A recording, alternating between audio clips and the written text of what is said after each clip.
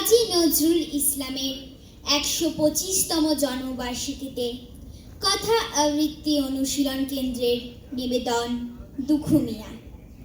সংকলন ও পরিচালনায় সাইফুল ইসলাম। অংশগ্রহণে ঋতিকা কুণ্ডু, জেরিন জুবাইদা, আর্যরায় প্রামাণিক, ফাতিমা কাইনিজা রুনি, আফসানা সারমিন, শাহমিন সুলতানা। শুরু হচ্ছে দুখু মিয়া। বর্ধমানের আসানসোল গ্রাম চুরুলিয়া, ডান পিঠে ওই ছেলেটার নাম দুখু মিয়া। 1899 সাল 24শে মে, বাংলা 1306, 11 জ্যৈষ্ঠ মঙ্গলবার। আকাশ বাতাস মুখরিত করে মহান স্রষ্টা সম্প্রীতির বার্তাবাহক বুলবুল কবি কাজী নজরুল ইসলামের জন্ম। অভাবের সংসারে সবাই ডাকতেন দুখু মিয়া বলে। পিতা তার ইমাম খাদেম কাজী ফকির আলী, চালাতেন সংসার দিয়ে জোড়া তালি। কাজী নজরুল ইসলামের বাবা কাজী ফকির আহমেদ ছিলেন স্থানীয় একটি মসজিদের ইমাম এবং মাজারের একজন খাদেম। সামান্য যা ইনকাম হতো, খুব কষ্টে চলতো সংসার। শৈশব কৈশোর কাটে অভাব অনটনে, পড়াশোনা বেশি তাই হয়নি জীবনে। পিতৃহারা হয়ে দুঃখু, বয়স সবে নয়, জীবন জীবিকার টানে কাজে যেতে হয়। 1908 সাল, দুখু মিয়ার বয়স সবে 9 বছর। বাবাকে হারান তিনি। মক্তবের পড়াশোনা বন্ধ করে সংসার চালানোর জন্য বাবার জায়গায় ইমামতির দায়িত্ব নিজের কাঁধে তুলে নেন, সঙ্গে মাজারের খাদেম। গায়ের মক্তবে তার পড়াশোনা অল্প, দুঃখে গড়া দুখু মিয়ার জীবনের গল্প। খেপা খেয়ালি প্রেমিক, কখনো দুর্বার, বাংলা সাহিত্যে তার বিশাল ভান্ডার। 33 বছরে তার কাব্য 36 খানা, 18টি ছোট গল্প, উপন্যাস 3 খানা, 5 খানা প্রবন্ধের বই, 4000 গান, অনেকগুলো নাটক লিখে রাখেন অবদান।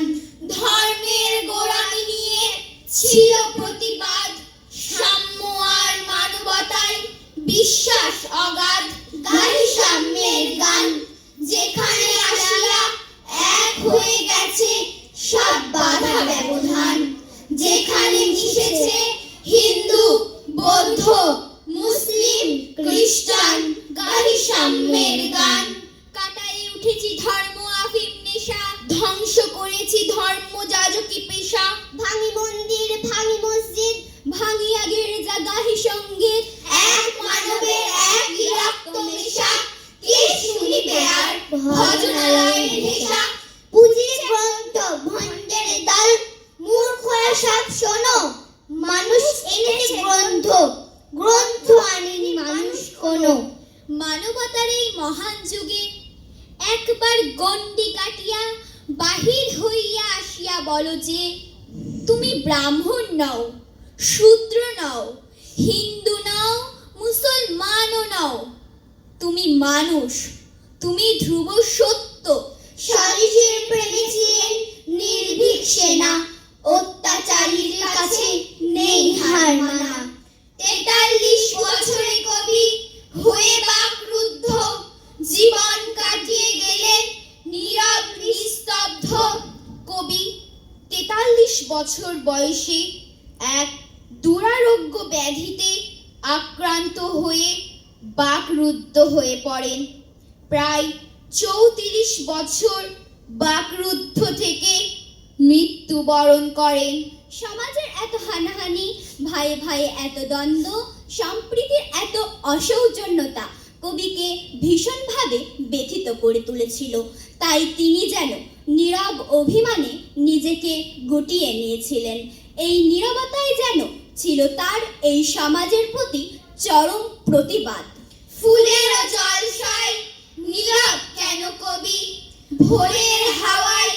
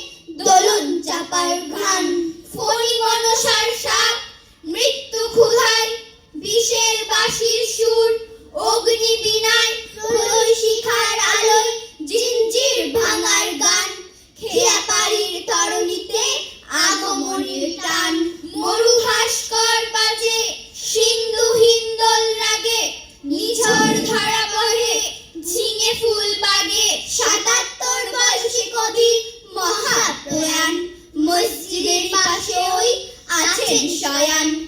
কাজী নজরুল ইসলাম চেয়েছিলেন মৃত্যুর পর তার কবর যেন কোনো মসজিদের পাশে দেওয়া হয়। কবির সেই ইচ্ছাকে সম্মান জানিয়ে বাংলাদেশ সরকার ঢাকা বিশ্ববিদ্যালয়ের একটি মসজিদের পাশে বাংলাদেশের জাতীয় কবি কাজী নজরুল ইসলামকে দাফন করা হয়। মসজিদের পাশে আমার কবর দিও ভাই, যেন গড়ে থেকেও মুয়াজ্জিনের আজান শুনতে পাই।